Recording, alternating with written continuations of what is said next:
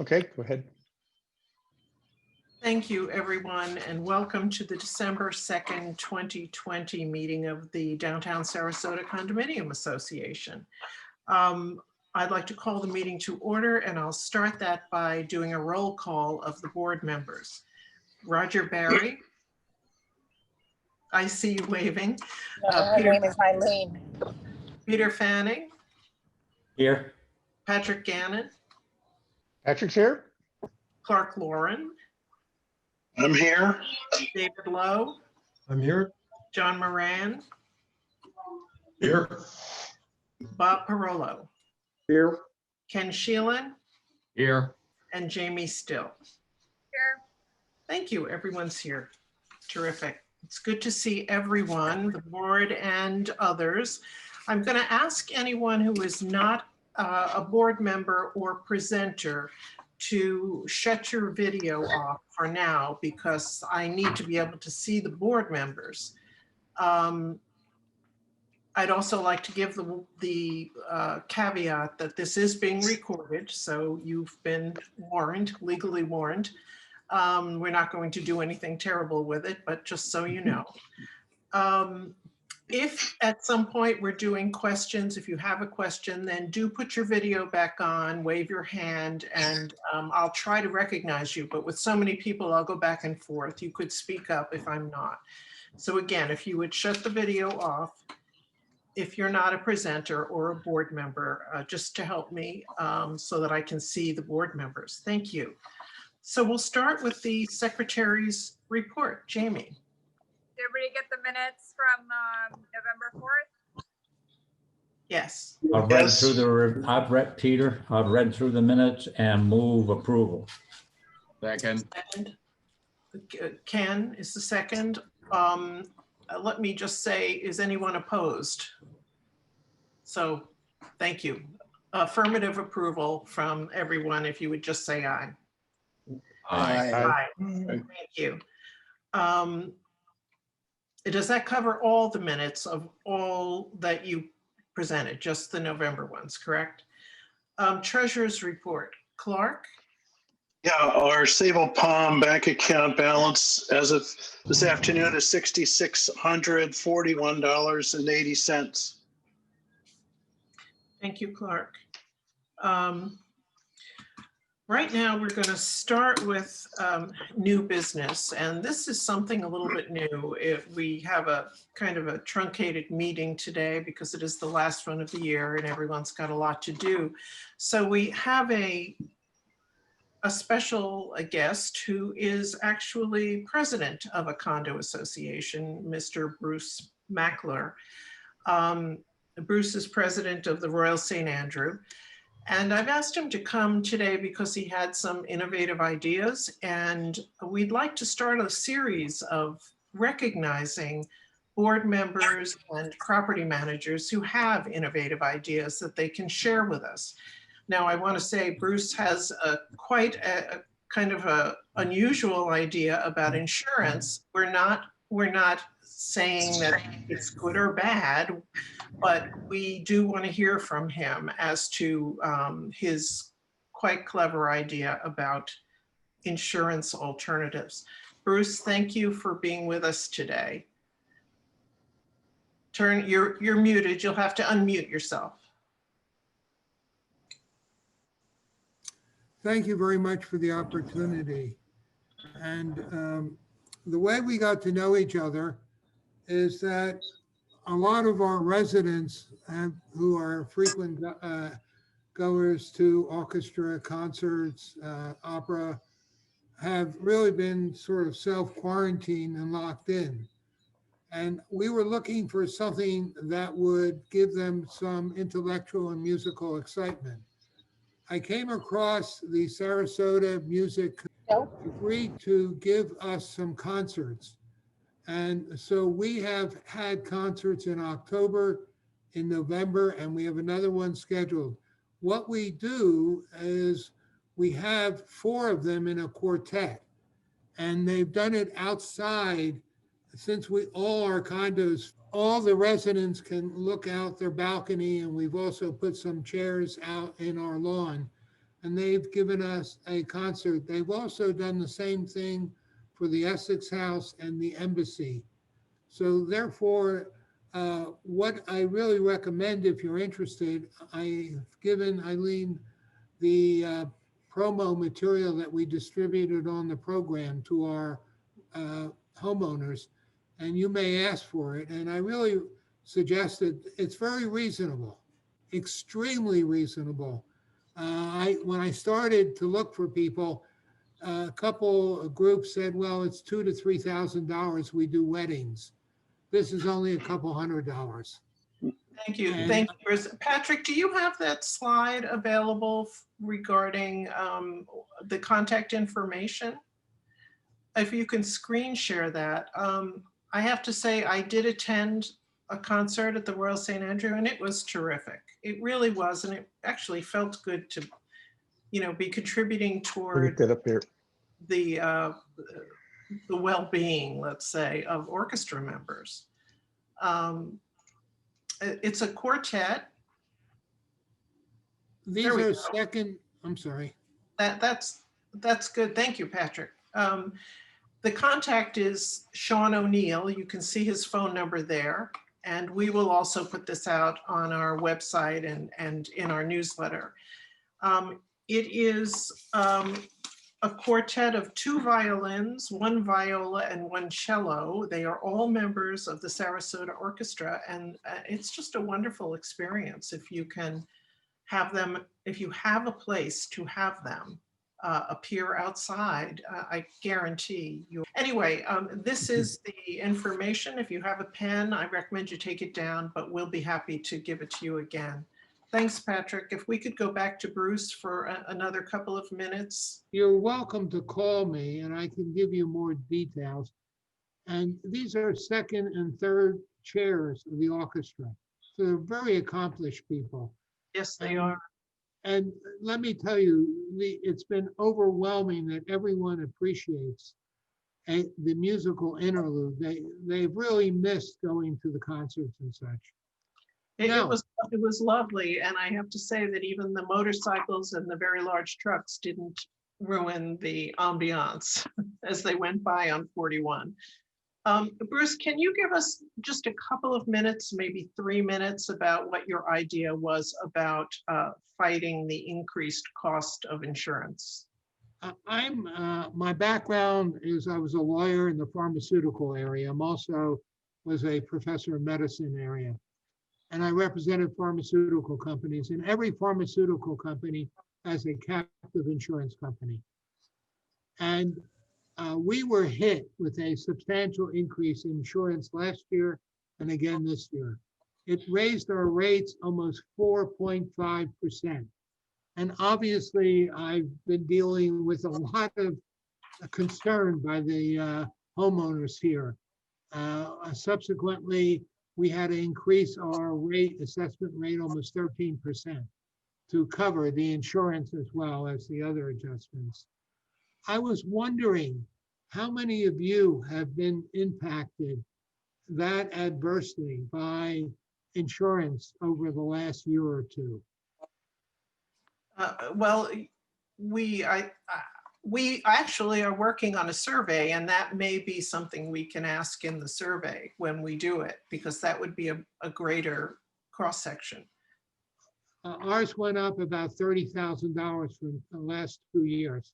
So what is it you're proposing? I'm proposing you may want to consider through this organization developing a captive insurance company for Sarasota condominiums.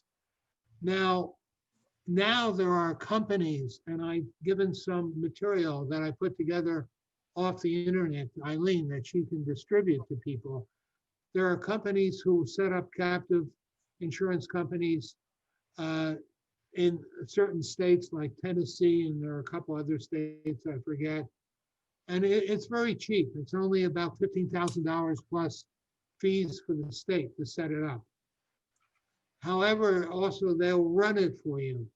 And what you can start doing is, as the pharmaceutical and other large companies do, you could start bringing down your insurance rates substantially. And I would just raise this for your consideration and for your discussion.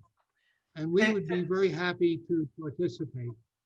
Thank you, Bruce. I don't know if the Downtown Sarasota Condo Association wants to run an insurance company. I'm speaking for myself here, but certainly an innovative idea and something for people to take into account. I mean, insurance is a problem in Florida. It's hard for the companies and it's expensive for the people involved.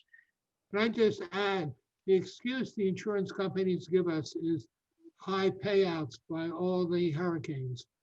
Well, this year we had 30 hurricanes. Next year, we're going to have a lot substantial. The pressure on the insurance company is not going to go away. That's true. And neither are hurricanes, unfortunately. Peter? Yeah, sorry, go ahead. I had my mute turned off. I'm sorry. Because I don't know whether my system taps. I don't know. Anyway, Bruce, what would be the essential differences as you see it between a company that self-insures, I know they use another company and then manage their own plans, and this captured insurance kind of company? Do you know? I would suspect, Peter, your rates are 50% or more reduced. And the strategy, you're self-insuring, and the companies who set these things up will manage the insurance, manage it for you now. It's almost an industry in itself. And Yeah, you need a group of condos to make it work. A group of buildings. You couldn't do it with just an individual one doing self-insurance. No, it's quite an undertaking. you need about 10 or 15, and there would be a good strategy. My strategy would not go for property insurance right away, but pick up D&O, crime, all the small ones in which you could reduce it substantially and sort of build it up over a couple years. Peter? I'm worried that this runs afoul of the statutory provisions of not under which we looked at bulk buying at one time, putting a co-op of condos together to buy bulk, and we found out that is not allowed under the Condominium Act. So I don't know if that would be the same kind of thing, bulk buying insurance, like bulk buying soap. Again, but you're we're not endorsing the idea. We're just throwing it out there for. No, I'm just bringing that up. I know that. Thank you, because you have done research, obviously. Bruce, do you know any examples of Clark? other cities of condos that have done this? No, I've just been Shanghai for a year as the president, so I'm not that knowledgeable on other areas. However, I can tell you that this is very much an industry that is a captive insurance is a group of companies in the same industry band together to self-insure. So you're not buying bulk, you're really buying from yourself. Right. Well, Bruce, thank you very much for bringing that up and also for the concert information. And I really hope that other people in their condos, if they have innovative ideas, will contact me and we'll get you in, because it's very worthwhile sharing things like this amongst ourselves. Thank you, Bruce. Thank you very much for the opportunity. I will, since I'm not a member, I will disconnect. Thank you. Oh, you're welcome to stay. But Okay, thanks. Thank you very much. You're certainly welcome to stay. Thank you. Now on to old business. No, I'm sorry, new business, which is the review and approval, hopefully, of the 2021 member dues and benefits. Patrick, you're going to head this up? All right, just getting it so we can all see it here. We display this.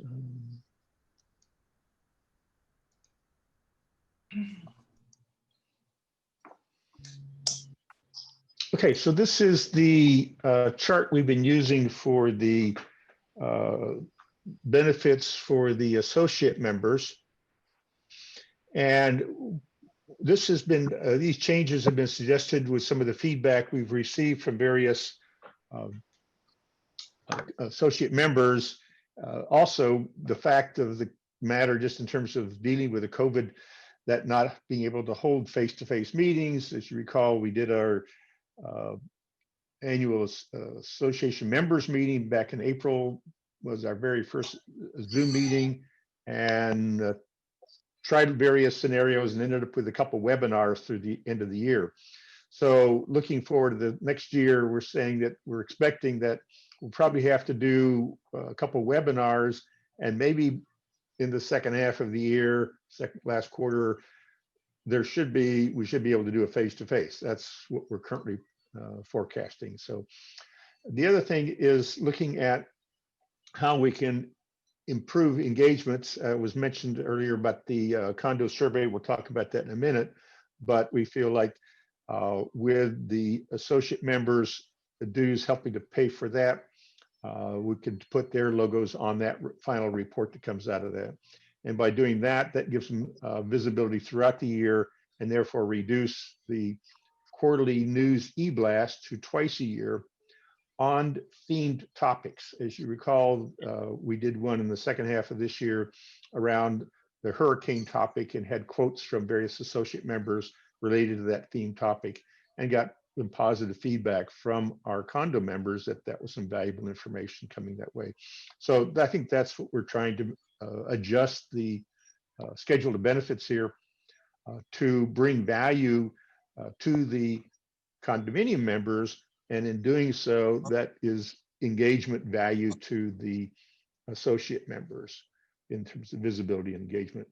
So I'd like to before and the basic proposal here, we also looked at the fees on that and discussed whether to increase them or decrease them, and ended up deciding to leave them, or proposed to leave it the same, but focus on increasing benefits that would be more effective in the current environment. So that's the proposal for the benefits, and I'll get into the budget and fee structure in a minute. Any questions, especially from any of the associate members? This is where, if you are associate members and want to unmute and ask questions, please do so. Yes, if anybody has a question, just speak up, because I'm unable to see everyone at once. So anyone? And I don't know, Jamie, if you wanted to add something as chair of the events and associate committee. No, I think you've covered it pretty well. Just like you said, what we're trying to do is balance out the needs of the condo members with our associate members. And I know, so it's nobody's fault, they kind of got a raw deal last year with this year, sorry, with COVID. So trying to add an extra webinar for them next year, I think would be very beneficial for them.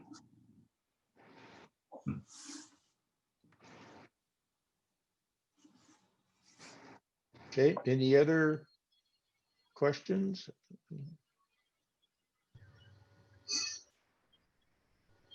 Okay, then if not, let me go on to the budget proposal here. So again, this is kind of a summary of what we were just going over there in terms of how we operated this year, and then going forward.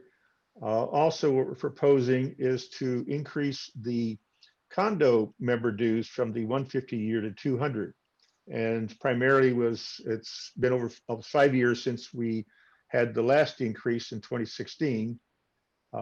Plus, we'll see that this begins to reflect the added value, and that was something that came out of the strategy sessions that Eileen led us through earlier this year, with the board looking at, how to look at what the best value, to balance it between our associate members and our condo members.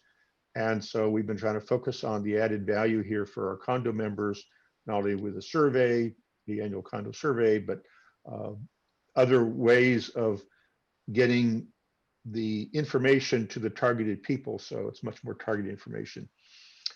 So this is the basic proposal there. And then we would also build in not only the cost for the survey, but working with Pro It Out, our marketing admin agency, being able to put together a proposal for city neighborhood grant funds, as we've done in the past, to help us in upgrading our website. And so this is how we put that together into the budget proposal. And so this was the where we are in terms of how to create the balance here. What this goes, yeah. And so this is where the difference we're proposing here. As you see, this brings our condo members more as a balance closer to what the total associate member fees are. So especially from the board members now, any questions on the, essentially what I'm looking for here is approval on the fee structure for the increasing the condo fees to 200. I was planning to come back at our first meeting in January, working with Clark and getting our end of the year numbers to show what our actuals were for 2020. Because that may make some adjustments here in terms of the balance between expenses and so forth. So we'll come back with a 2021 budget proposal for the board to approve at our January meeting. But right now, what I'd be looking for would be approval of the associate benefit chart changes and the condo member dues change to 200. So any questions on this? And if not, I'll make that motion, but I wanted to get discussion first if anybody, both either board members and or any member representatives from associate or condo members. Well, if you want to make the motion, Patrick, and This is I thought you could. This is Peter. I do have a question. Sure. Do we have any, I basically, let me just say, I basically support this. I think unless there's something comes up in the questions. Do we have any historical data information? Has any condominium association, especially some of the smaller ones, have any of them expressed the reason for leaving the association? I know we've lost several because of the dues or of the value for the dues in any way. Do we have any data like that as to, I mean, did we, I know as president, I never did an exit interview of a condominium that didn't renew. I don't know if anybody else has ever done that, or if we've gotten any, at least anecdotal information why condominium associations don't renew, but it tends to look like it's the smaller ones. Patrick, do you? Yeah, Peter, I have not done an exhaustive survey documenting all that, but from what I can recall with past discussions, oftentimes it's the having an individual who cares to participate. You know, one key example we saw was when we had Graham Edwards here from Mark on Veal. And once he left, we've had, you know, they've not continued to be a member. So that tends to be a key driver for that, is somebody within that condominium who cares enough to put it forward and request that. Otherwise, we're trying to work with the property managers, and we think we have a much higher success rate in the medium large condominiums with that. Okay, thank you. Okay, if there's no other questions, then I'll make the motion for the board to approve the associate member benefit chart as proposed and the condo member dues at $200 beginning for 2021. Do I have a second? Second. Who was that? I'm sorry, I can't. Ken. Thank you, Ken. All in favor? Aye. Aye. Aye. Any opposed? All right, it passes unanimously. Okay, thank you. Thank you, Patrick, very much. All right. You want to go on to the condo survey? Yes, please. This will be under old business, and Patrick, please. Okay. Again, this is the item we have discussed at a couple meetings already. At our last meeting, the consensus of the board was to have a more formal proposal. This is the letter we got from Sheila, simply stating that. And she provided an email to Eileen in answer to questions that tried to get that. But essentially what she's stating is she's going to be a facilitator. The questions, how much time we want to take, et cetera, is really up to us to drive. If we're finding that we want to really hold out to get more participation, need to engage more ourselves in an added email if necessary, we can, that's really up to us. She's going to try and take the, she's already submitted to us a baseline. We said we'll get a committee together or a task force, ad hoc task force to address that. So this is essentially the new information that's been provided. The rest of it was pretty much what was presented at our last meeting.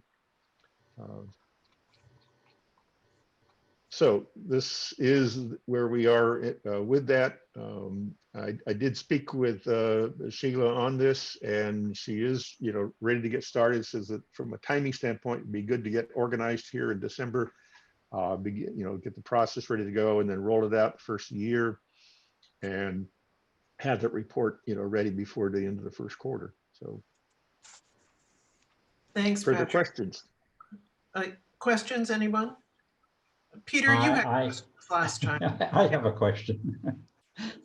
So am I to assume that the proposal that was attached to the agenda with the 4 points on it, the middle 4 points in the middle paragraph, that would constitute, it's that assemble desired list, transmission of survey, follow-up and assistance, creation of a spreadsheet, those 4 points. Oh, okay, yeah. Okay. Should we assume that those 4 points meet the specific of the motion from the last meeting, which the contract will contain deliverables? Are those the deliverables? I think the deliverables, at least I tried to get them in the answers to those questions that I put to Sheila. Yeah, those were, in my opinion, even less deliverable than the 4 that are spelled out in the proposal. So, I mean, those were just questions answered. Right. Well, yeah. Right, but they have deliverables such as this is the goal of the percentage of responses, and this is the time frame, and et cetera. It's incorporated into the contract, even though it is not listed in the contract. Okay, so yep. we are approving the proposal and not the contract then, is that correct? Well, or both. She explained in her letter that she can't,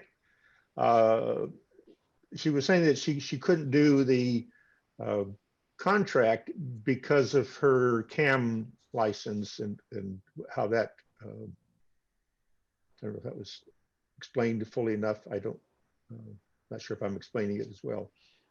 Okay, I'm going to go ahead with the group. I mean, if I'm the only one who has, out of 11 board members who have a concern about this, then I need to readjust my concern possibly. Well, because if everybody else is comfortable that the proposal answers that question and we can delve through the our responses should there ever be a problem with the contract, then it seems a little weak, but I won't object to it.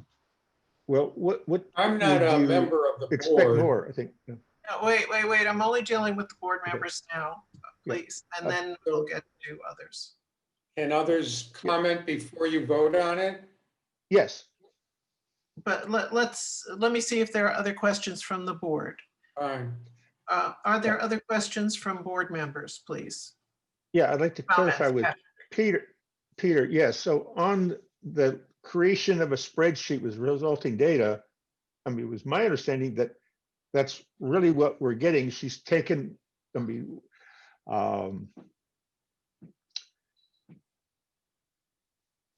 I think one thing we would be looking at, she's providing us with the spreadsheet of resulting data. I would want to make sure that we have a complete list of information from each of the condos too. So, I mean, that's could be multi-page spreadsheets with, you know, here's a composite and here's the sheets answers from each of the condos. So we might end up with, you know, 40 sheets. So one summary and 40 individual or 39 individual condo responses of something. Well, she is presenting a spreadsheet with the data as she has on here. Can you have a question? Well, I'm with Peter. I don't know what we're getting for this. It seems like she's only providing clerical help and not substantive help in terms of developing a survey and analyzing the results. She actually has a long list of questions already worked out, but we had We haven't requested, selected them. that we have a small board of people that would be interested in serving to go over the questions and add, etc. Then we would select them. That's correct. But she has, I mean, she can't do the selecting for us. But she has examples of questions she'd like that she has used in the past, and things that she suggests. That's really all she can do when it comes to questions, since we would want to personalize it. Well, I don't agree. Okay, Patrick. Well, what is it you would be expecting, Ken? What do you, what Well, would we want to developing- hire? What type of person are you saying you want to provide a service that's not? Well, I coming want through here. to get Trying to understand. more than just clerical help for $3,000. Well, you're getting, Ken, you're getting someone who's done it before, who has a list of questions and who will work with the board, with the committee rather, to create a list specifically for Dsca. That's number one. Okay, I'm going down here. Well, She'll, she there is is a a lot of licensed clerical. CAM too, so. Yeah, and there is a lot of clerical to this. We could do this on our own, Ken. I don't want to do it on my own. I don't know that anyone else wants to be making these phone calls and creating spreadsheets, et cetera. That's the reason we reach out for this assistance. Well, that's we've done surveys before by ourselves. okay. I was not here at the time, so I can't even address that. I don't know how successful you were in getting responses, et cetera. Was it a success? Do you recall? Yes, we actually went to the city commission with the results of it. We Do you know mentioned- how many condos responded? Do you recall any of that? We're hoping to get a good response here.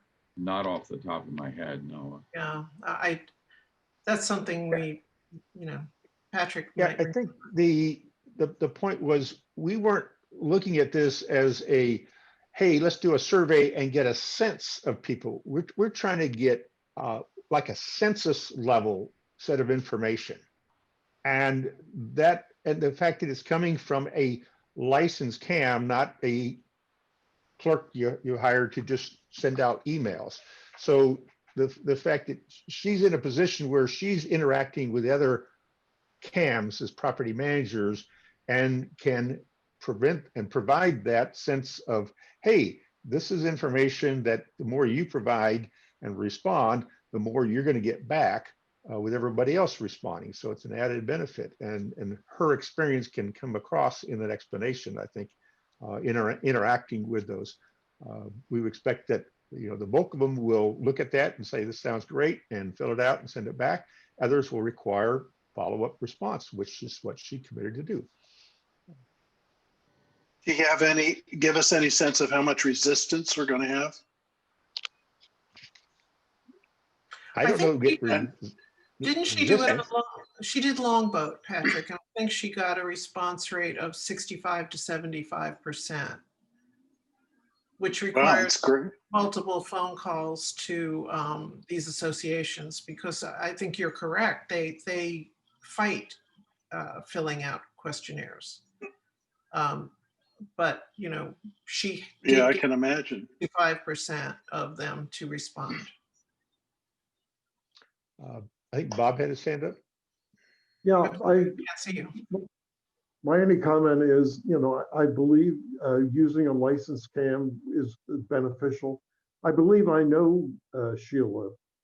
And if the person I think it is, she's very active with community meetings, with other cam managers.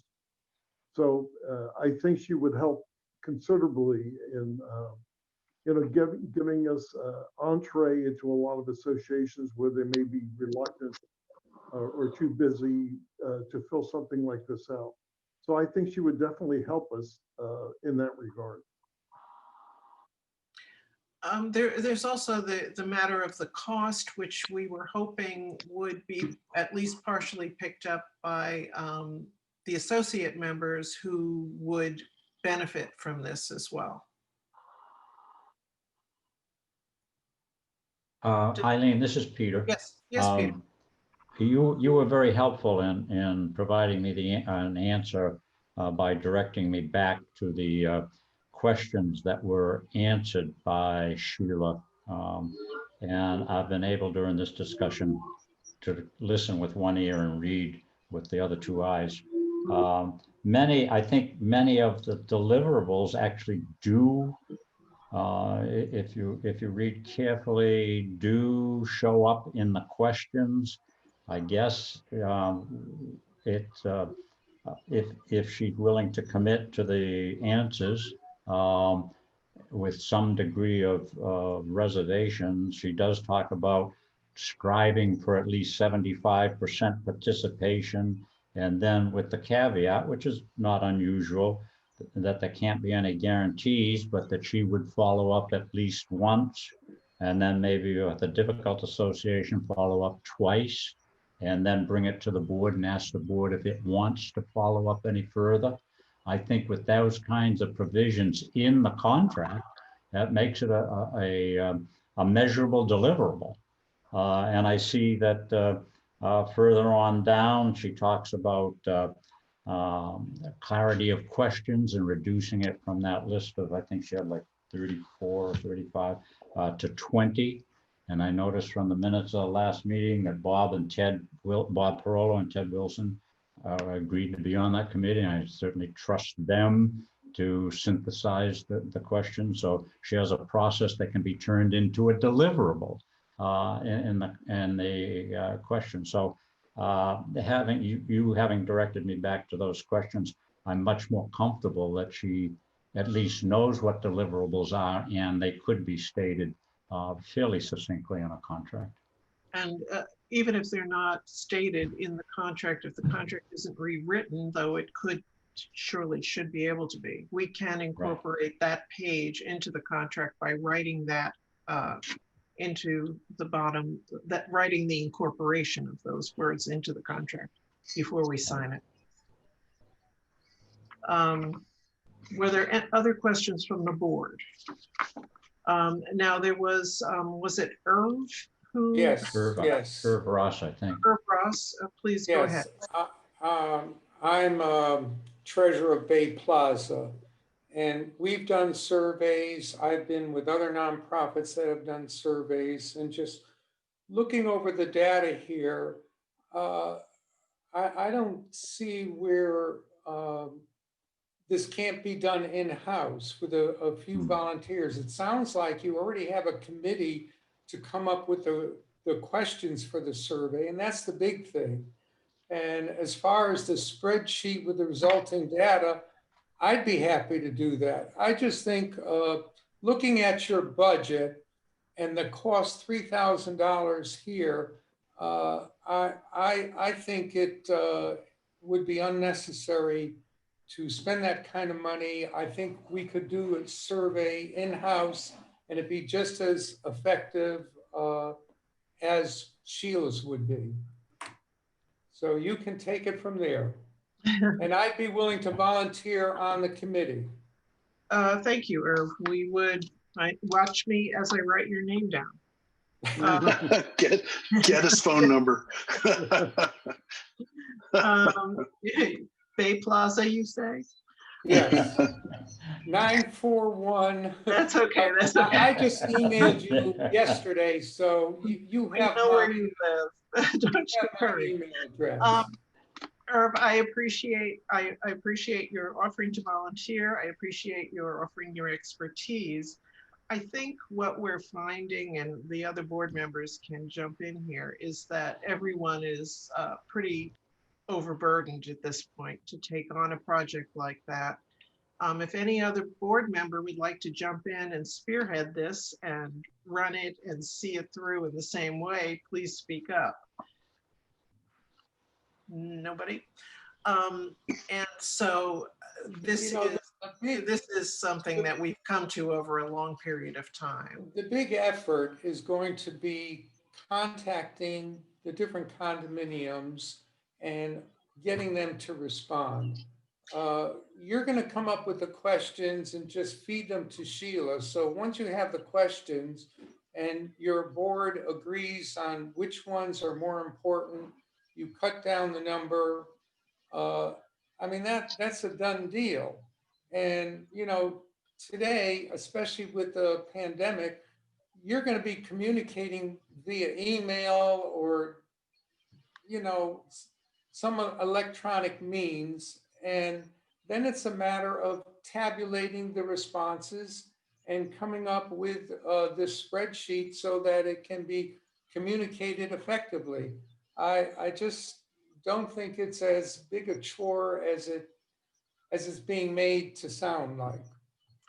I want Patrick to respond to you, but I do believe, as he mentioned, the fact that she is a CAM is crucial, because the one thing she can do, because these will probably be filled out by the property managers, is for her, if she speaks to them, she can guide them so that they're all answering the questions in the same way. Because as you know, if you've done surveys before, your survey is only as good as your questions are.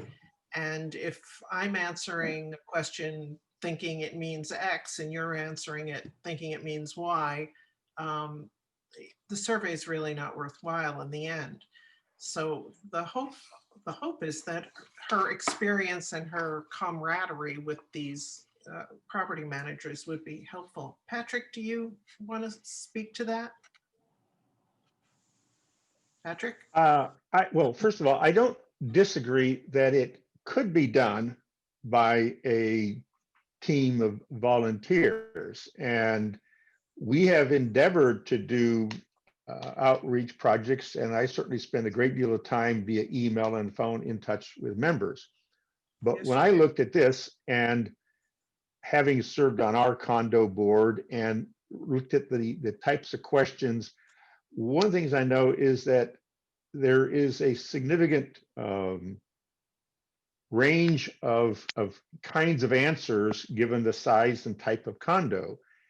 And it goes beyond my personal knowledge of how the different size types of condos operate and how you would translate those questions into getting, as Eileen was pointing out, filling it out in a way that gives you some level of consistency for comparison, whether it's by number of units, by square footage, or some other mechanism, in a way that would be meaningful to allow comparisons down the road. And that's the added value. Plus, as we said, the communications with other property managers from a licensed CAM might help to elicit both responses and also more accurate or compatible. So yes, we could, but I don't have the confidence after having done a lot of the detail work that we could pull it off and it would be as a level of quality. If it turns out afterwards, then we could relook at how we do it in the future. And maybe we end up setting up a mechanism that we can minimize the cost going forward. But this is a new venture. And that's where we felt like we needed added help, just like when we work on other things. So updating our website, yeah, we might have some people that could do it themselves, but hiring somebody who gets paid to do it and give them certain timeframes, it gets done. Well, my only suggestion would be that you develop your questions ahead of time. And obviously, as you, Patrick, just point out, you might want to gear them towards the size of the condominium. But I would think once the board agrees on the questions, if you're going to be using Sheila, fine, hand them to her, get her feedback. But I think the big effort is going to be in the quality of the questions that you want to get data on. So correct. And I have no skin on this, so I'm just throwing it out. You do what you think is best, and I wish you well. No, go ahead. Waiter, don't go away. You're still on the committee. Patrick, I see there's a chat message from Kristen Forey that, and so let me just read this to you. It says, Sheila is a PCAM, which I don't know what that is, but Kristen describes it as a higher level of education than just a licensed CAM. It's a designation given by CAI after taking several courses, most of which involve project management. So she's, I guess, a more experienced than just a regular licensed CAM. A PhD CAM. Or project. I still don't know what the P stands for, but it stands for having graduated from CAM school, CAM college, right? Yeah. Well, hey, if I'm going to have someone, I want them to have gone to CAM college. Yes, I do. Yeah, right. Patrick? Well, Ken had his hand up, and then I'll ask. Oh, I'm sorry, Ken. I can't see you, so sorry. I was hoping that Patrick could explain to us what we hope to get out of the survey. Is there some specific information or several pieces of information that we need that we don't have that we hope to develop with this survey? Well, it's less for Dsca. I think the most significant value is for the respective condominiums themselves. And one of the drivers for this is going back over several years where we've had individual condos that have submitted questions to us, say, hey, what other condos, have outdoor grills, and what other condos are doing this? Obviously, during COVID, there were a lot of questions comparative in terms of how those condos were dealing with that. But I think it uncovered also how they're set up with it. Also, we get questions all the time is, are you operating with your own hired CAM, or are you using a property management firm, et cetera? And having all that together into one composite report that a condominium board and or property manager can just look up and say, yeah, here's the list of condos that do this. And so we have a short list, and we could have a way of to those that want provide their contact information, and then they could do follow-up. So that was the real value, is the inter condo set of information. And in fact, just recently, I think, Bob, you might want to jump in. Bob Perolo was tracking some things on his own. Was exactly. Were you doing that for a purpose or something, Bob? Yeah, well, we just put our budget together, and we had a 6% increase in our fees, first time in years. And people are going to ask the question, why? So it's useful to know what every other association is paying on a per square footage basis of what they're paying for their fees. So, I just went randomly, picked a half a dozen or so condo associations and put together a little spreadsheet just so that we could give our members here useful information, that Broadway Promenade has a great value Our fees are on the lower end of the scale versus some condos that are maybe on the higher end of the scale. And of course, there's all kinds of various reasons why, the fees could vary. But at the end of the day, it's useful information. It's for the manager and for the entire board. And then when we have a board meeting, it will help us, I think, considerably explaining to the members, why we're doing this and such, or, why are we doing something different than everyone else? No, I'm really enthusiastic about this project. I think it's a good idea. Any other questions from board members? Any other questions from anyone else who's? Yes. Hi, Eileen. This is Alan Friedman. I'm Hi, resident member at the Alanari. Given the audience that this is going to, might it not be helpful to have perhaps 2 or 3 or 1 LCAM on the committee to choose the questions? I'm sorry, have what? What was? Have some LCAMs on the committee to select the questions, seeing as they're the ones who are going to be answering the questions. Licensed. They may have a good handle on what's. Well, that's where Sheila would be helping. That's Sheila's input there, I think. I'm sorry? Well, Sheila, I think that's where Sheila comes into the picture. I don't think we can actually demand the attention of other people's property managers. Patrick? No, but however, I think we do have some condominiums who, for one reason or another, have designated their property manager as their member representative. I think so. They could participate on the committees if they want. I know recently, I think John Moran, you were saying, was it Frank Berkey is your property manager and member rep? Is that correct for the Plaza? I'm sorry, Marina Tower, right? Marina Tower. Correct. So if Frank was interested, I know he's been on some panels we've done and so forth.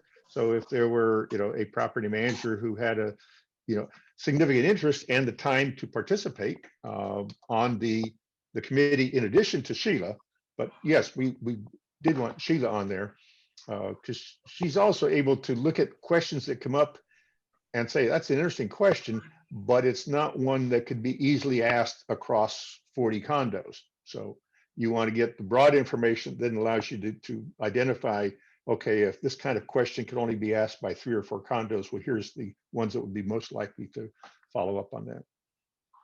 And just precedent has been set as well.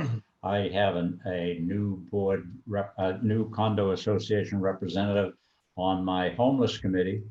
She's an ALCAM, and she's brought a different perspective to our committee with her comments, and she's volunteering her time, and we try to be respectful of that. And she joins the committee after or before her workday begins. She doesn't even take it out of the condo association's time, but I suspect somebody could. So it works very well, and those people do stand up and volunteer if they have an interest, like this person did. That's terrific, Peter. I didn't realize that. That's really excellent. So I think that's a good suggestion. And so any of the member reps here, if you want to suggest if you have a CAM that would like to participate on the ad hoc task force, to contact Eileen. Absolutely. Okay. Are there any other questions? And after that, I think we'll move on to vote up or down on the survey at this point. We've kind of kicked it around for a really long time. We actually needed a survey for the survey for the survey. So I'd like to survey all of you at this point.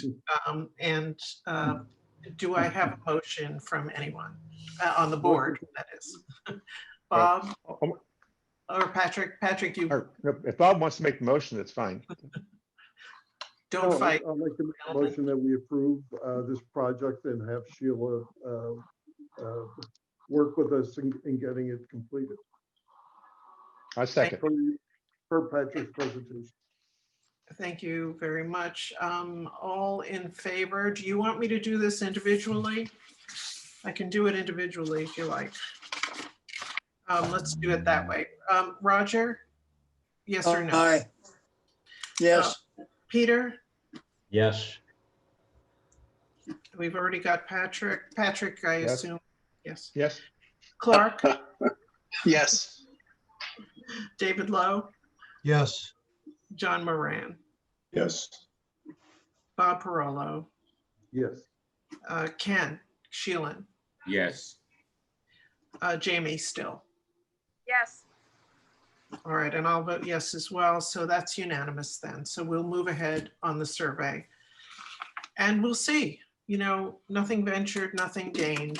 We'll hopefully something very good will come out of it. And we have had an awful lot of questions that come in, you know, do you do this? And do you know how many condos have a dog park? And I mean, it happens all the time. It would be nice to have a survey and share, and it's a really kind of a gift to the condo members. Exactly.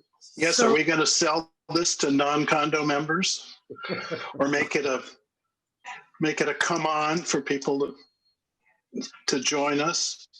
Well, it is a benefit. Rather than, It is a benefit yes. to those who Yes. are, Well, so and it is.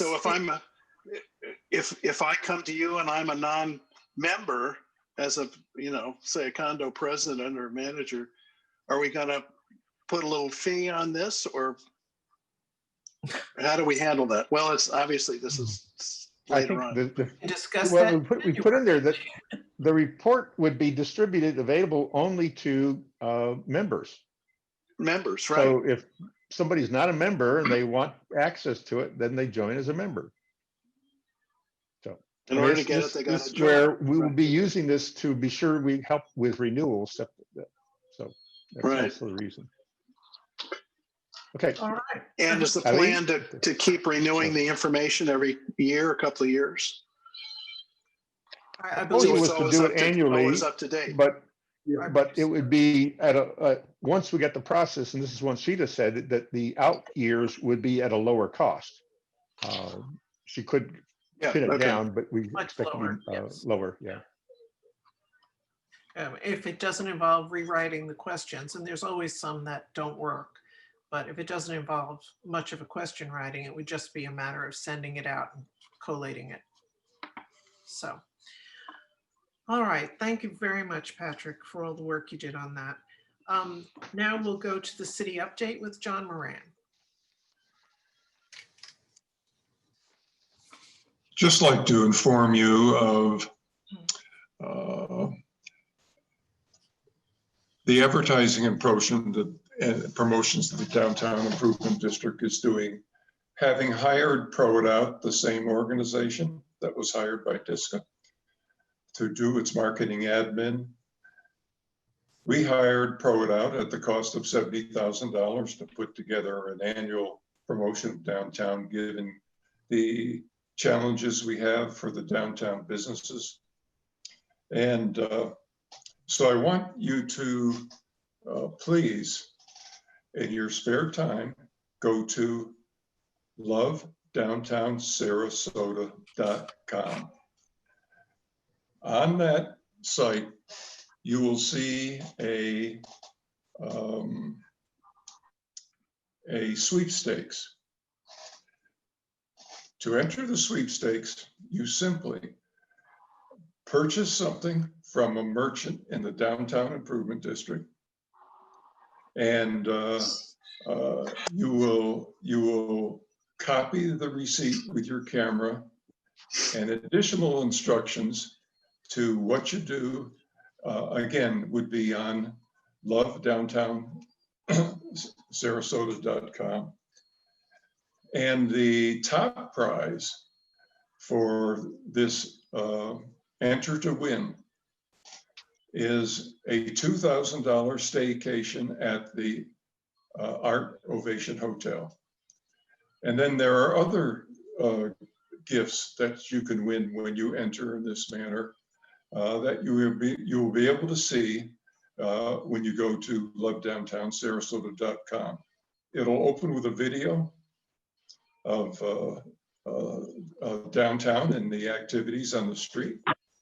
And it'll tell you exactly what you do to be able to enter the sweepstakes and hopefully win either some gifts, and for the top prize, a $2,000 stay at the hotel that's in the downtown improvement district. So that's the big deal that the DID has for downtown.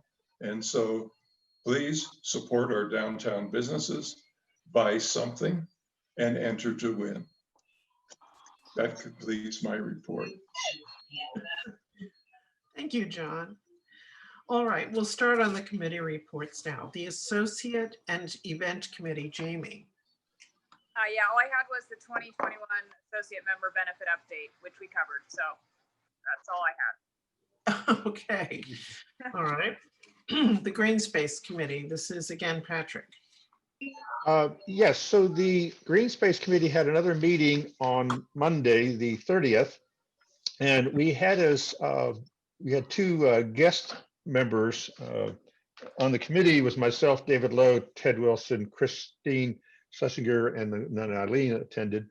And our guests were Mark Miller, who is the city's senior arborist, and Colleen McGew, who is the city's chief transportation planner. And the primary issue we were reviewing was the new landscaping chapter that's being added to the engineering design criteria manual. For those who don't know, that's the detailed in the weeds document that staff uses in evaluating the land development proposals that come before for the development services group. And so this is an important thing. The landscaping chapter deals with street trees and sidewalks and how close the trees can be to pipes, water pipes, et cetera. And so this is critical. The other thing that's been added in that chapter is a table of downtown street trees by block. And so every street by block is listed there with a recommendation of a primary, a secondary, and a tertiary tree based on size and available width, et cetera. So it's very, very comprehensive. But one of the things that we discussed is this is a provisional table that was put together by the city's transportation engineer, Dan Orenstein. It had preliminary review from Mark Miller, the arborist, and Colleen McGew from the transportation planning standpoint, but it has not been fully vetted yet. And so we suggested that the DSCA through the Green Space Committee would engage with our condominium members and even downtown and businesses, you know, kind of on a block by block or small group of blocks area. So we could look at various ways of doing that. At the same time, we discussed the fact that the city is reviewing what's called the primary grid street definitions and designations. The primary streets are essentially primary walkable streets, not vehicle streets. So the idea is it's supposed to be more walkable on those streets. So we want to identify in that whole plan. So anyway, those are the things that are being looked into for that. At the same time, the city's transportation plan that was approved by the city commission included, I think there's 3 streets in there that were in the downtown area, 10th Street, Boulevard of the Arts, and I believe there was some small project on 2nd Street. So there's a prioritization around how those complete streets will be done. So we'll be reviewing feedback with that. Anyway, those are the major things that we had discussed with that. And this all ties into the fact that the Mark Miller is the designee who is heading up the city's urban forest project, where the city received grant money to do an inventory and then plant trees. And so that's another program that we want to coordinate with. And so we had all that input to that. So that's very, very helpful that we're getting this interaction with that. And David, did you want to add anything else from your recall from the meeting? Not really. I think the one concern we have is that trees touch so many different departments of city staff. Parks and Rec does some of the maintenance. utilities folks, the arborists, the planning group, and then the engineer. And based on some personal experience I've had on one particular street, some of those folks don't talk to one another as well as there might be an opportunity. And I think what we're trying to do here is be a positive, constructive source to trying to get everybody talking. And one of the things we talked about is trying, once the dust settles a little bit at the senior city staff level, maybe, with the new commissioners and the new city manager possibly, is try and get some buy-in to this from a philosophical standpoint of the importance of it. So it's not just bottom up, it's, some top-down direction to the utilities folks to maybe take a few more risks from time to time. But Patrick, I think the positive thing is we've been able to engage with them fairly early in the process, and with a kind of a handshake that we would continue that engagement as they move along with their work. So I think it was thanks to Patrick and those involved who got this set up. So I think we've made some progress. Yeah.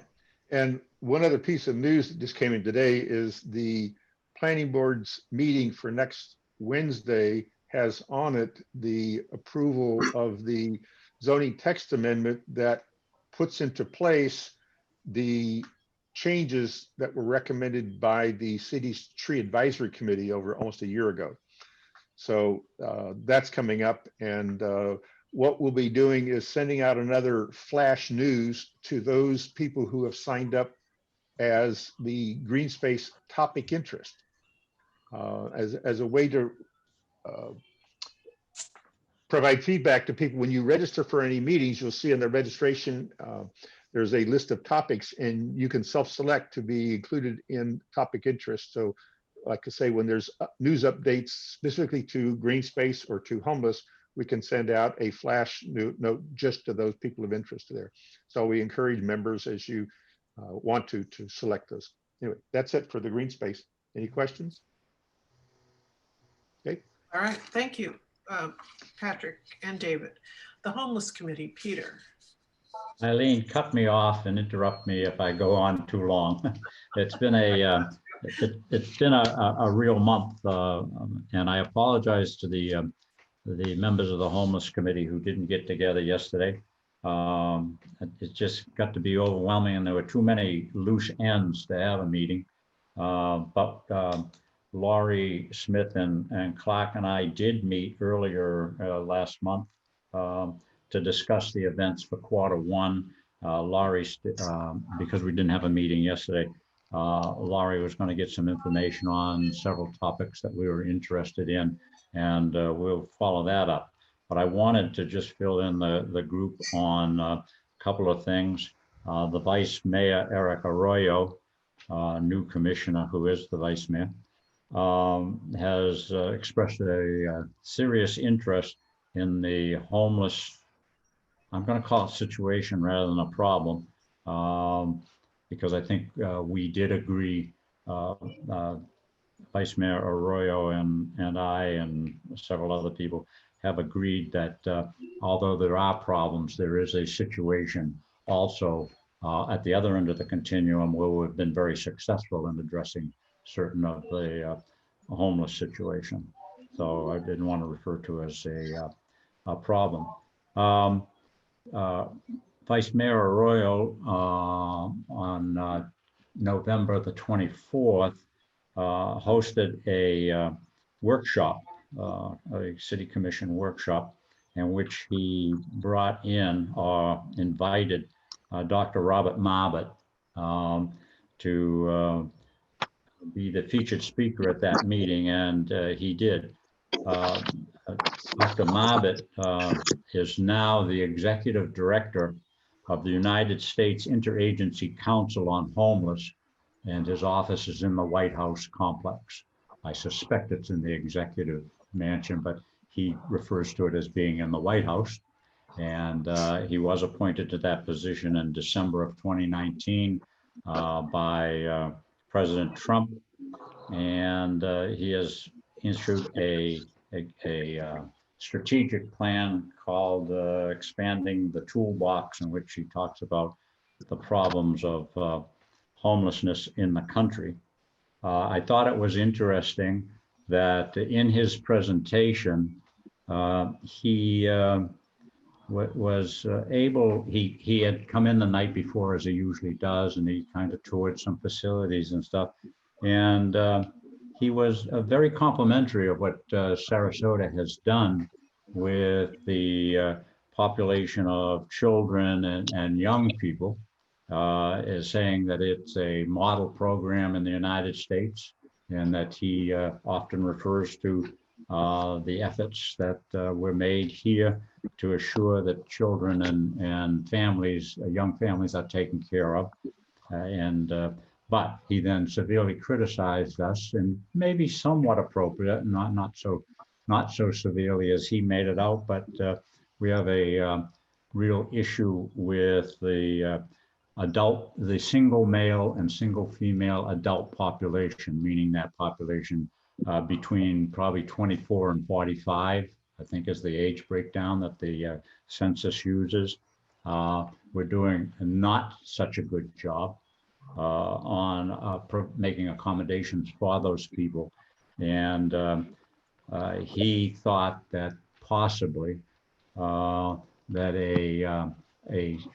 a dedicated center, I'm going to avoid the old term, a dedicated center in which you centralize some of your social services and bring people all together in a facility that is devoted to providing shelter, not homes, shelter, and the social services all in one area, might help solve that problem. It's probably something worth looking at. It's much less of a much smaller program, much more dedicated than what was being proposed in 2013, 2014 in that area. So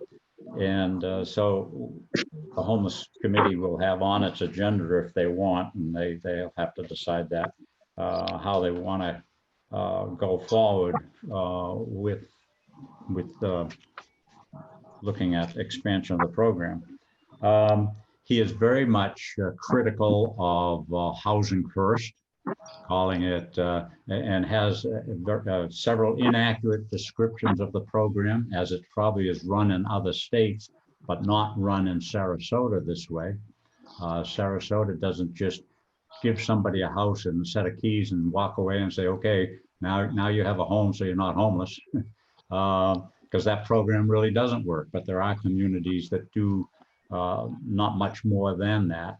In Sarasota, we are providing houses, but it comes along with a full array of wraparound services, primarily based on the individual's needs, which are generally addiction services and other mental health services. I think that at the workshop, it was nice to have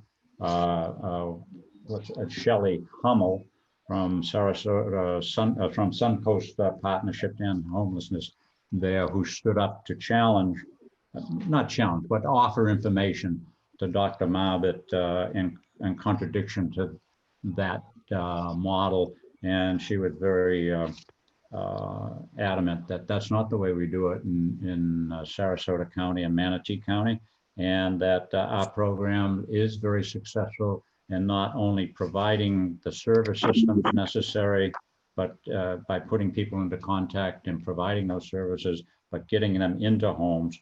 And the success rates have been very, very good, in the area of about 85 to 90% success after a year in that kind of a model. He also suggested, Dr. Marbut suggested that the federally mandated point in time count survey is probably very inefficient, inaccurate, ineffective, and would and although it gives you a one-day count in 1 year, it does give you some comparative data, but how good that data is from year to year it could be suspect. he is suggesting that we use more of a management information system approach and referenced Clearwater. I'll try to get more information about Clearwater and how they do it, but they apparently every account have designated a certain number of blocks within their city and count the homeless in that block once a week. They have a volunteer contingent who does that. And then they count the homeless in the city, the entire city, once a month, which gives them a much more accurate ebb and flow of who's homeless and how many there are on the streets at any given time, and whether their programs are making any difference in providing that. So based on those things, it opened up a number of new issues for the homeless committee to start to look at. But I was pleased that two of our goals that the board just approved are also goals that I talked to Dr. Marbut about after the meeting, and he did reference them in his talk and was very much impressed that we were taking on the task of trying to improve the communication between the programs and the positives that are happening in those programs and our residents downtown, our visitors, and was very pleased that we continue to always talk about the merchants and the businesses downtown and the impact that the homeless has on our business and our economy.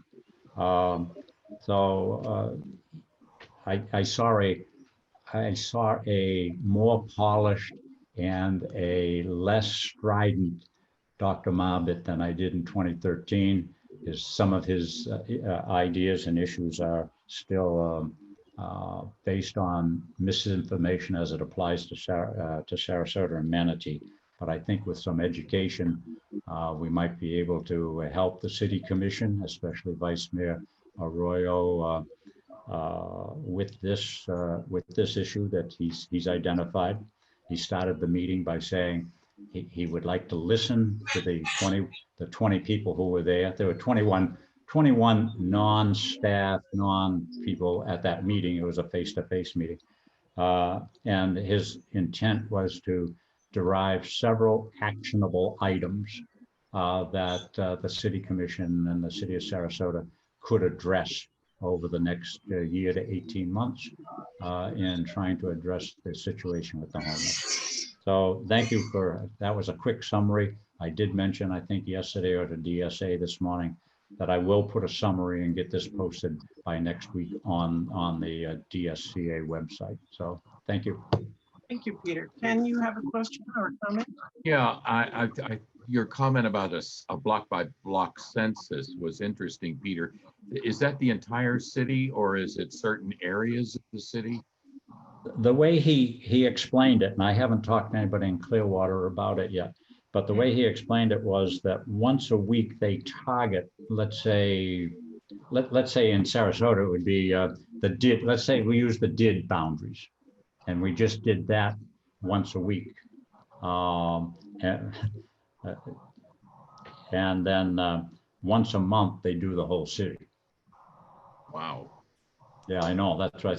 That's why I want to talk to Clearwater. It doesn't seem, even with volunteers, and I'd like to know how they got that organized and if they're actually doing that. I'll let you know next month. Clark, did you have a question? Yeah, Peter, did Arroyo come away with any actionable items? You know, that was another reason. I had another meeting with him yesterday to talk further about this, and he really doesn't have yet formulated those actionable items. But so we talked about some interagency cooperation and especially using the federally mandated agency for the distribution of funds, which is the Suncoast Partnership. I think he didn't realize how effective they have been in coordinating or organizing the ability of the many agencies in the city to participate in a concerted effort and a focused effort. Oh, Peter, you and I have been talking about homelessness since Dr. Marbut was here the first time. Yes. And I can't let you get away with talking about him without my throwing a jaundiced eye on what he does and what he says. His original proposal for something like a 400-bed come as you are shelter was actually rejected because when we finally got the statistics from the Pinellas shelter, we found out, which is his shelter as well, there were statistics, and I'm reading from Stan Zimmerman's article. Yes, I read that. Thank you for sending it. 2014, 2 out of the 5,000 plus people who entered in a year graduated from a program. 14 left for housing opportunity, and 2 reached maximum time allowed in the program. The rest were thrown out for criminal activity, non-compliance with the program, and 4,653 of them were thrown out for not meeting curfew. So I feel vindicated for having fought that and have, again, not really enjoying listening to Dr. Marbut. And I did watch that whole meeting. And bless you for speaking with him and trying to work with all these numbers. But on the other hand, Housing First does have numbers and studies that it seems to work, So I tend to look around Dr. Marbut rather than at him, but that's just my 2 cents. Anybody else have comments or questions for Peter? Just to follow up on that, his haven for hope in I think it's in San Antonio, is a campus, 22-acre campus with 1,700 people on it with socialized services. And so I challenged him on that. Was he proposing to create a light campus for the 400 people who are on the street here in Sarasota? And he backed away from that pretty well. He did not want to get into that issue. And we started talking about how do you create a smaller program, say for the 20 or 25 chronic people who are always on our streets downtown causing trouble. So I was trying to get him to focus on any experiences he might have through the United States on those kinds of things. He may have backed off that because there was a lot of damage done to the neighborhood around the San Antonio shelter. And the one he wanted to put was right in the middle of the city of Sarasota instead of out in the country, so out in the county. So yeah, I'm surprised he actually came back, to be honest. Are there any other homeless questions? That's really the most active committee and always has the best information for us. So thank you, Peter, so much. The Health and Safety Committee, which is mine, but I'd like to go to David Lowe first, who has some health statistics for us. David? Great, thanks, Eileen. And Patrick, I think. I'm sorry, just a minute, David. Somebody's under, is somebody? Yeah, Eileen, this is Peter Leonard Alinari. I'm sorry, I was raising my hand, but I'm sorry, I couldn't see you. I'm sorry. I had 2 questions for Peter Fanning. I heard that in the past, cities around Sarasota were busing their homeless people to Sarasota. I wanted to know if that's still true. And the other question I have is there a significant difference in the amount of homeless people during winter months and during the summer as far as quantity? The answer to your first question is busing, dropping off, however, of homeless people from other jurisdictions into Sarasota is something that when I was superintendent of the state of Colorado, I always looked for that one kid in the classroom who was comatose and in special education and taking up the teachers all day long effort. I could never find that kid. But at any rate, that does fluctuate. At one time, the sheriff and the sheriff's department would bring people from other jurisdictions like Venice and Northport and the county and bring them into Sarasota and drop them off at the Salvation Army and drive away, specifically the Salvation Army. That does not occur regularly. There may be somebody in Venice in crisis that they have to bring up to SMH or one of the mental health programs here. But generally, that does not occur any longer, especially since the county has started a hot team and also rents or leases 20 beds from the Salvation Army, and with their hot team becomes responsible for those people and migrate them back into their home communities from there. There was an incident this summer in which Bradenton Salvation Army facility shut down, and we had an influx of maybe 25 new homeless people on the streets of Sarasota, and it took about 2 to 3 weeks to sort them out, and all but 4 of them went back to the Bradenton area, and we the city or the service system accommodated the other 4 as far as we know. So there will be times when something like that will happen, but it doesn't happen regularly any longer. It did have, I do say it did happen several years ago regularly, but doesn't happen any longer. Your second question with regard to are there more in the winter? Well, you know, the homeless come here for the same reason the other people come here. It's a wonderful climate in the winter, and it's a lot easier to camp out in our parks and streets in January here than it is in Minneapolis and Columbus, Ohio, and so forth. So yes, our population does increase in the winter. It's a much more mobile population, however. They may start out in Sarasota and end up in Naples. They may start out in Naples and end up in Sarasota. So it's a more mobile population, and the faces change much more regularly. Thank you, Peter. David, back to the cheery subject of COVID. Yeah. Patrick, can you help me with that first, the 4th chart? Yeah. You're gonna start there? Yeah, let's do that. This chart is over an 8-month period, showing that all of this information is taken from the counties, what they call, I call it the heat map. And that is where they show new COVID cases over the last 14 days.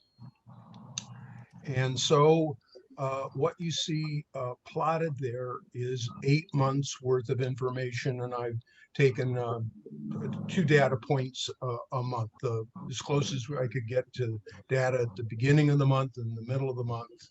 And so you see reported out there the numbers, and what the blue line on the top is county-wide COVID cases, and the orange or red line at the bottom is what I call city zip codes.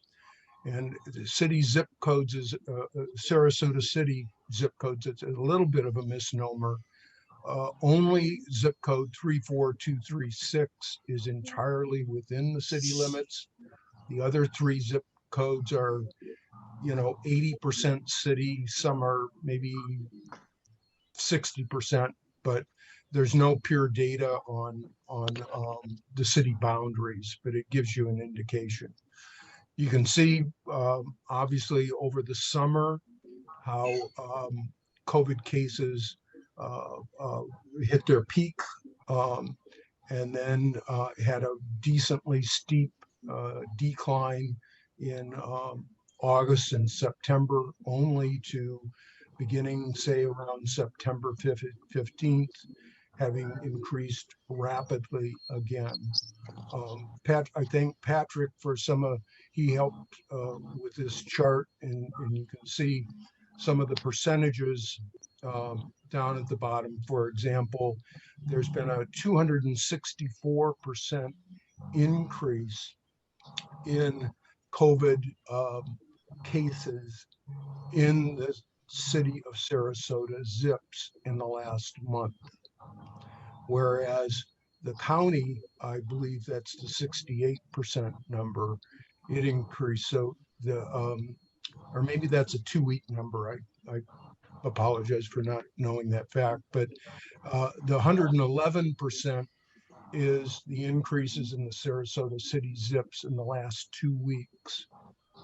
So we're approaching at 341.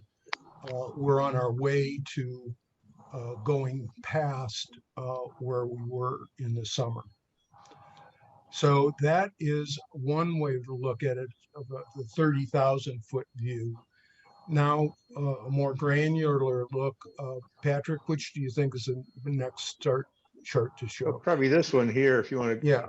Okay, this is the city, 4 city zips. And it just shows the trends of the bottom line is 34236. And then the top numbers, as you can see, if you can read this, is 34234, which tends to be northern Sarasota, and 34237, which is eastern Sarasota. So those 2 zips have trended higher all along, but in particular zip code 34234, and they've been problematic. And also 34236, the greater downtown area has had quite an increase. It had been relatively flat until 10 days ago or so, and it has shown a fairly rapid ascent also.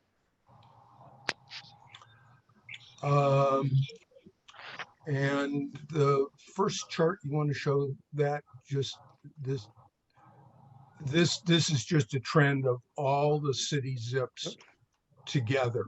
So if you were just, you can see that in the Excel spreadsheet, the charting tool on Excel shows you a trend line that you can hopefully make out there. So the punchline of this is beginning early to mid-September, where things had been, declining. It's been a 45-degree plus angle up. Some days increasing 5 to 7%. Today was county-wise, the numbers were down 2.5%, and the city zips were down 9%. But as you can see from some of the curves here, this was one of the few days with a decrease in the last 14. You can see the chart again. This is county-wide numbers over the last 14 days. So this is information that I share with the city manager and senior staff on a daily basis, and I've been encouraged to continue to do it.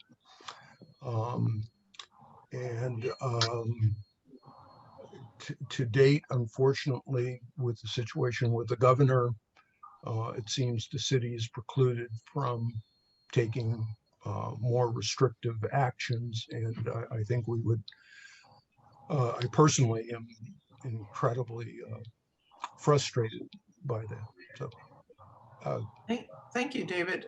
Ken, you have a question? I just have a comment. I've been tested 5 times for COVID since June, and I've been tested twice in the last week, and the number of people being tested has increased enormously in the last couple of weeks. It's unbelievable, because I used to be able to walk right up and get tested almost immediately, and now at least you have to wait at least a half an hour or more. I know some people have waited an hour and a half in my building to be tested. Yep. Yeah. Any other questions for David? Peter.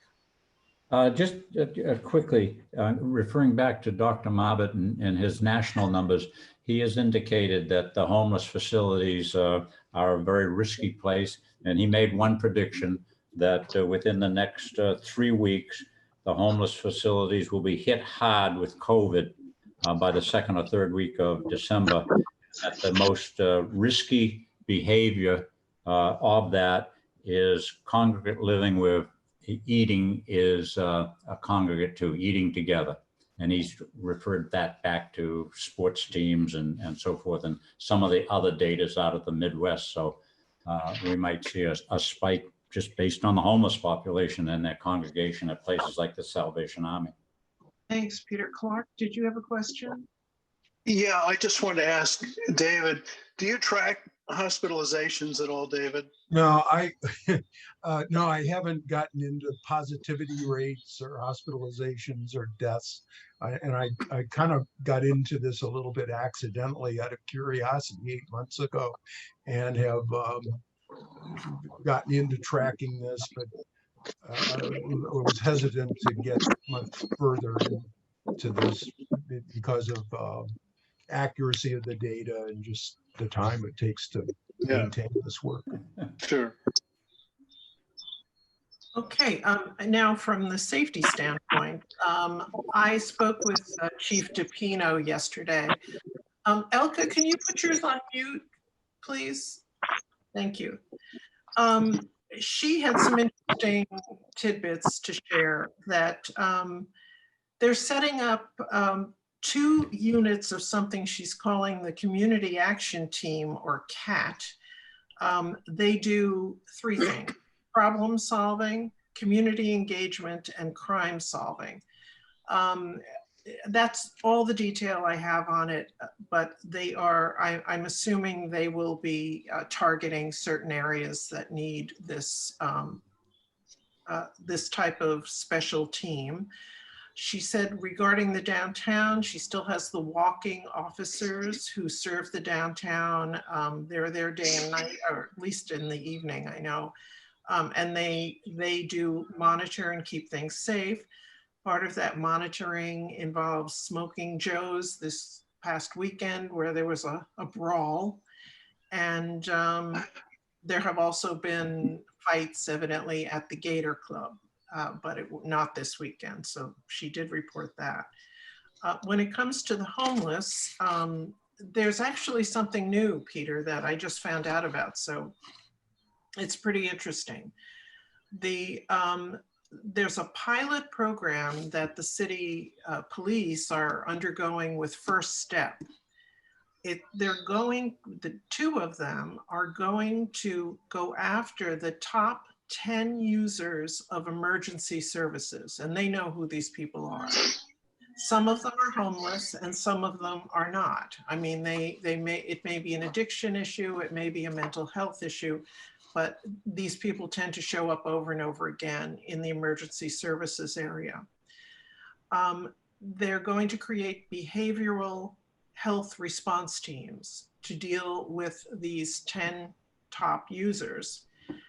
And they're going to concentrate on them with services and other things they may need, medical care, services, etc. They think it will be very effective. I'm betting on it because just having been in law enforcement and done this myself, it does sound like something that will work. And once they get these 10 people stabilized, possibly into programs, they're really going to push the services that are available that these people may not be getting right now. Once they're taken care of, they're moving on to the next 10. So they're not clearing the streets, but they're doing it in bites. And that hasn't even been announced yet. So that's a brand new thing. And that I think is something really to watch. The chief is very concerned. You've probably heard about the county opening a lockdown facility next to the jail so that people with mental health issues and drug issues can be maintained I assume at least a portion of it is a lockdown facility where you are there rather than be in jail. So you've got to be, obviously it's inpatient. But the details of it are, according to the chief, the county is being very closed-mouthed about it. Because of course the concern is always that this facility, which is I think a large enough building. We don't even know, she said, if it's going to be 40 or 200 beds. The concern is for an outpatient portion of that building, which she said it could basically become a second Salvation Army on Ringling Boulevard next to the jail. So there are very few details, but again, it's a concern that this could be a problem for the city as far as the outpatient aspect of it is concerned. And she would prefer to have any outpatient facility such as that in the county rather than in the middle of the city. The chief has agreed, and hopefully she'll still be able to do it, to appear in January at our meeting. And she'll give us a full wrap up of 2020. She called it an extremely challenging year for law enforcement, particularly where morale was concerned. And we all know the issues that surround that. So I think it was a pretty tough year for everyone. So that's all I have about that. Are there any questions? Bob? The only comment I can make is that we've taken advantage of the CAT team here at Broadway. They're very effective. And it's a 3-person team. And it's amazing how when you see crime just starting to build up a little bit, call them in, and all of a sudden it disappears. So I think it's a really effective program. They're a remarkable group. They really are. I guess this one will specifically go after the top 10, but the hot team goes after all of the homeless outreach team. And that's 2 police officers and I believe a mental health professional. And generally a social worker. Yeah. Thank you, Peter. In mental health. Yeah. Yeah, it's been really effective as far as I know. And that's it for the Health and Safety Committee. The Zoning Code Committee, Mel was not able to make it today, but there was no activity on the Zoning Committee anyway. The Bay Park Conservancy with Bob Parolo. Yes, they had their Roger, board did you meeting. have a question? Excuse me 1 second. Roger, did? The Transportation Committee would like to make a Oh gosh, brief Roger. statement. Roger, I jumped right over you. I'm so sorry. No, that's okay. I almost didn't say anything. Forgive me. Go ahead, please. Well, and the main thing is there is an event coming up that I want to remind people of, or if they don't know, to inform them of. And Please. that has to do with the Florida Department of Transportation holding a virtual public meeting concerning the US 41 Gulfstream roundabout. It's going to be held on Wednesday, December 16th from 5 to 6 p.m. And it's going to be a webinar, or you can do it on your telephone. Patrick, I am confident, is going to post how to gain access for those who don't have the flyers on our website and our newsletter. And this is going to be a big deal, the reconstruction of the Gulfstream roundabout. And I think people being knowledgeable of it would be beneficial. And the only other thing I would like to say is that if you haven't done it, you should be practicing using the roundabout at Fruitville and 10th and 14th. It's really good for you. And you can learn to help other people behind you slow down. That would be a public service. And they appear to be quite successful. So in the Transportation Committee. It works really well. I was through it today.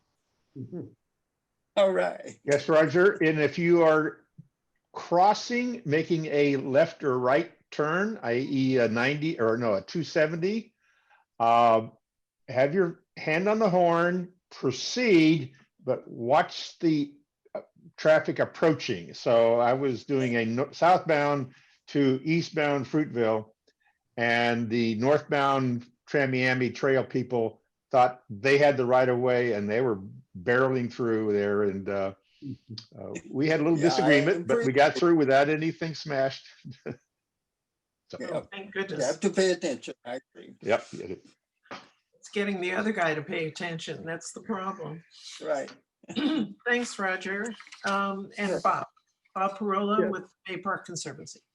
Yes, they had their board meeting on the 16th. Just some numbers, they have $7.5 million in the bank. They've spent $5 million. They've met their goal of 15 million of the 20 million that they're going to need for phase one. There's going to be a planning board meeting, I believe,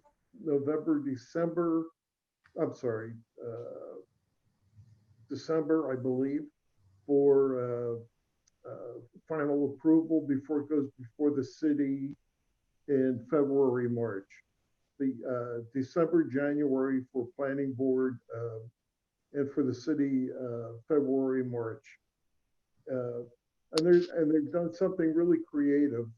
They've partnered with Amazon Smile, and if you click onto your Amazon when you're shopping Amazon, if you click into the to one of their programs, and it's called Amazon Smile, you can type in the Bay Park Conservancy, Sarasota, and a portion of your purchase will be donated to the Bay Park. I've spent a couple $100 in the last 2 or 3 weeks, and I've contributed $1.06 so far to the Bay Park Conservancy. So I think it's a nice little program, and you know, I believe as more and more people get involved with it, it may make a significant contribution to the project. And there's going to be free yoga November, December at the Van Wezel for anyone interested. And that's all I have. Thanks, Bob. Anyone have questions for Bob? CCNA, I believe that's the next committee. Ted Wilson isn't with us today. I can tell you that the next CCNA meeting is on Saturday, the 5th of December. And Alex Davis Shaw, I think, is appearing, Roger, and she's doing a presentation about the Gulfstream Roundabout as well. They have a whole dog and pony show I think they're bringing all over town. So if you're interested in attending that, of course it is Zoom, and we can get you a link if you need it. Just let me know. Rosemary District. David, are you doing that, or is Yes. Richard? I am. Okay. I am official. I can report that there is progress, hopefully, on the park front, and we should have something hopefully more definitive to say in the coming week. We will likely, assuming things move forward, a group of us are embarking on the, we got $120,000 to raise to close the gap between the possible purchase price and the appraised value, that we will be reaching out to neighbors and in the community to see if what we can do, even in small donations, toward that $120,000 that we might have to have as soon as January 15th. So we've got our work cut out. Patrick mentioned the meetings with Colleen McHugh, talking about the EDCM, but on the streetscape projects for 10th and Boulevard of the Arts, those have been identified as priority projects, and they're going to be moving those forward for more detailed planning and concepts for community engagement during the first quarter of next year. Speaking of roads, I received an email about a week ago that they were going to remove the speed tables that had been put in on Coconut now that the roundabout had been completed. And about 2 weeks before that, I had been assured that there were in no hurry to take those out. So I brought that issue forward, and Marlon has agreed to suspend those speed table removals till the end of January to give the Rosemary District Association to lobby our case for some kind of calming strategies on Coconut, possibly not speed tables, but something. It is a increasing problem with speeds, and with the array of McCowan residents and folks that pedestrians in proximity to the school. So this is a topic for the RDA board in our meeting next week.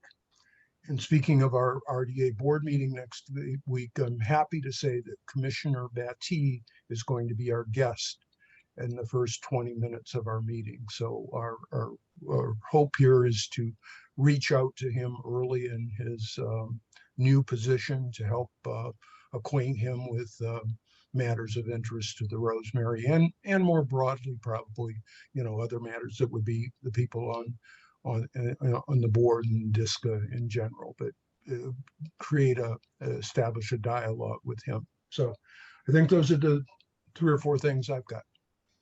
Thank you, David. And just before we go to our Platinum associates, we have a quick update on a topic that came in front of Dsca. That was the noise level, the motorcycles and cars, and going along Gulfstream, and which was angering the residents. You probably remember that. We had a police officer here.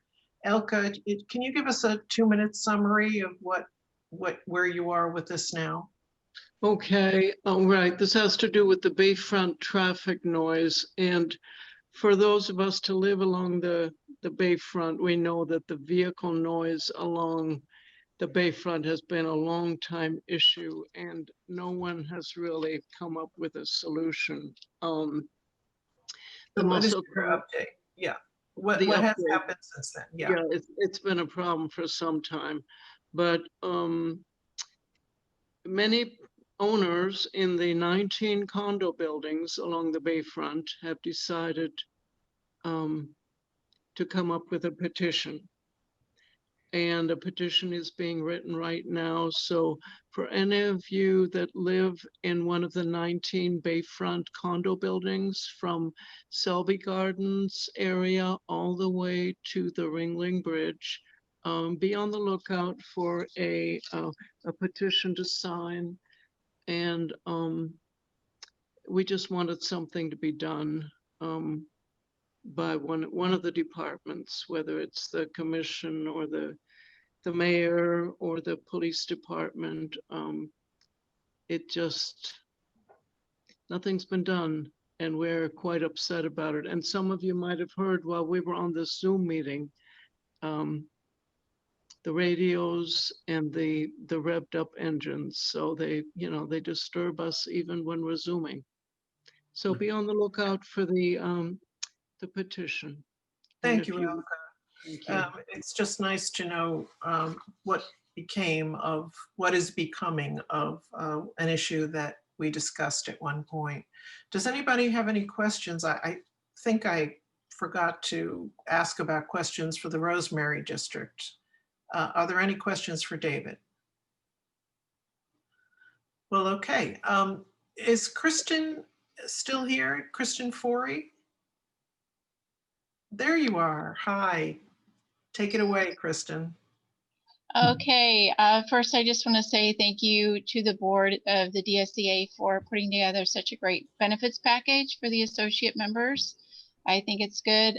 Jamie, good work on that, and everybody else who contributed. I appreciate it.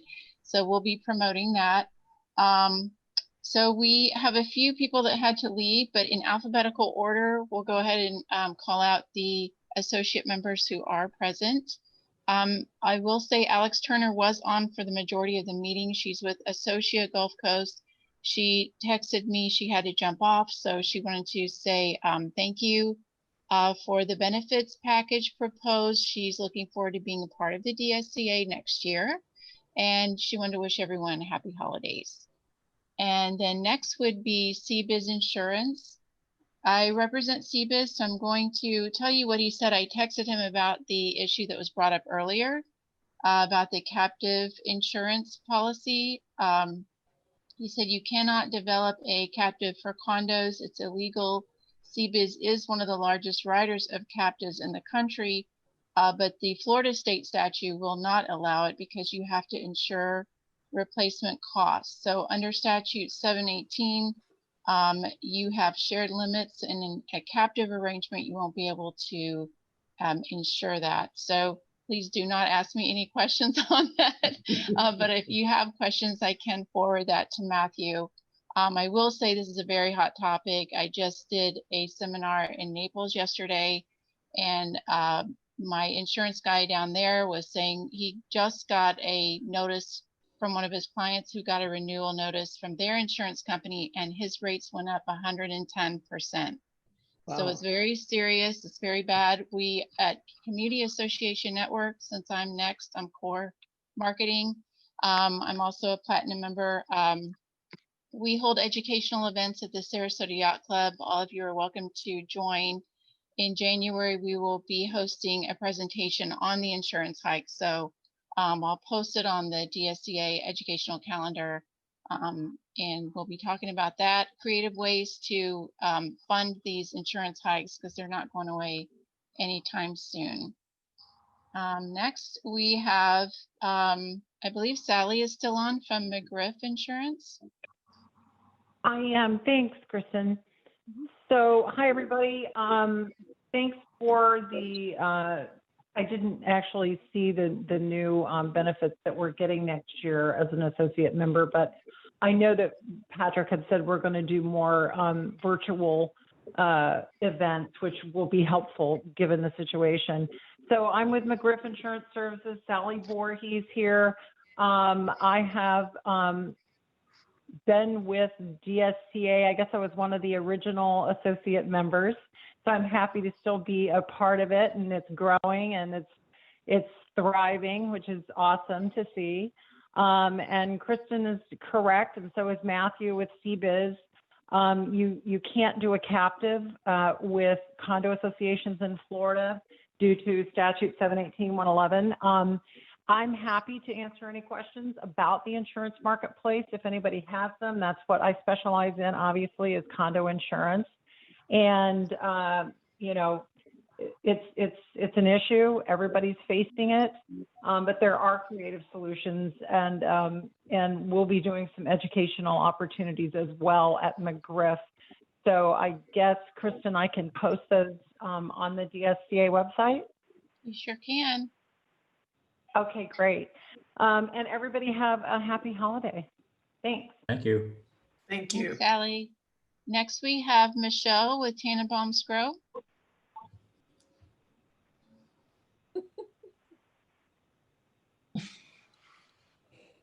Hello.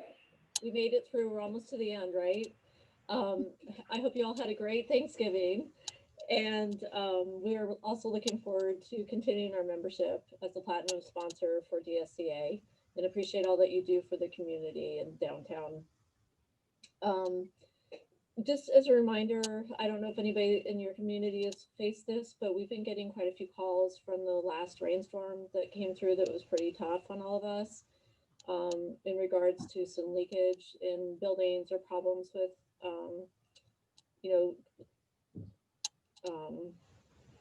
air conditioners on top of the buildings or in the wrong spot, getting wet. We're more than happy to help you out, gratis, and look at the situation and see if you need an engineer to come and check it out. But that's what we do. We're construction lawyers, and we're happy to help and represent in any way possible. So don't hesitate to contact us, and we'll come out and help you at any time. And that's it for me. So I hope you all have a great night and enjoy getting ready for the holidays. And how many of you all have your Christmas trees out, by the way? Nope. Not quite. Thanks, Michelle. Last All but right. not least, we have Right Way Emergency Services. Since I represent them, I will speak for them. Did you know that yesterday marked the last day of hurricane season for us? Yay! We're officially supposedly out of the woods, we hope. But Michelle, I will put you in touch with them because they are so inundated with wind-driven rain damage. And so they handle all of your emergencies, just so you know, water, fire, and mold. And so if they see any construction defects, I'll send them your way. But they're very busy dealing with that, and can also do sanitization at your condo for viruses. So any of those things they're able to do for you, and I can put you in touch with them. And that's all I have, I believe, from the Platinum sponsors. Thank you, Kristen. I appreciate that. Now, this last segment is just comments from anyone who would like to comment. Is there anyone who has anything they would like to say? But make it fabulous, please.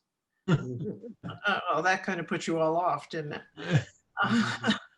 Is there anyone who would, no further comments? Well, then I'm going to say this is our last board meeting of the year. It's been a pleasure working with everybody here. We will not see you until after all the holidays and after New Year's as well. I don't think any of us will be sorry to see 2020 in the rearview mirror. I know I'm not. But I wish everyone on behalf of Dsca, everyone good health and good luck and a better year next year. And I'm counting on it. I don't know about the rest of you, but it's going to be good. So stay healthy and come back on January 6th for the next meeting, which will be again at 4 p.m., same time, same channel. So thank you all very much and have a good evening. Thank you.